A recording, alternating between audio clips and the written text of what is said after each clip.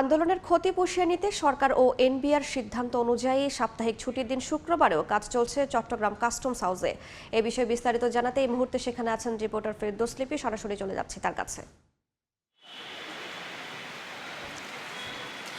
এনবিআরের নির্দেশ অনুযায়ী সাপ্তাহিক ছুটির দিনেও চট্টগ্রাম কাস্টমস হাউসে কিন্তু কর্মব্যস্ততা আমরা দেখেছি।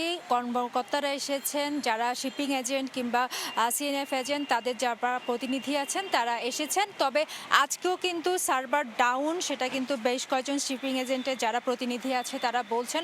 এনবিআরের কর্মকর্তারা কিন্তু আমরা দেখেছি যখনই অফিস টাইম তখনই প্রবেশ করেছেন, কাজ করছেন।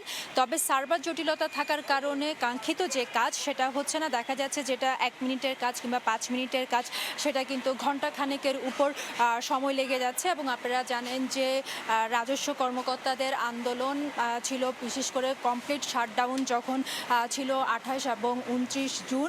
তারপরে কিন্তু আন্দোলন প্রত্যাহার হওয়ার পর যে স্বাভাবিক কাজকর্ম সেই স্বাভাবিক কাজকর্ম চলতে থাকে, কিন্তু সেখানেও আসলে জটিলতা হয় সার্ভার ডাউনের কারণে। এবং সেই সার্ভার ডাউন কিন্তু আজকেও দেখা যাচ্ছে, ফলে ভোগান্তিতে পড়ছেন কিন্তু ব্যবসায়ীরা। তারা বলছেন যে এই যে জটিলতা সেটা কিন্তু খুব সহজে নিরসন না হলে আমদানি রপ্তানি যে বাণিজ্য সমস্যা সেটা কিন্তু ব্যাহত হবে। তো এই ছিল আমার কাছে এখনো পর্যন্ত চট্টগ্রাম কাস্টমস হাউস থেকে সর্বশেষ।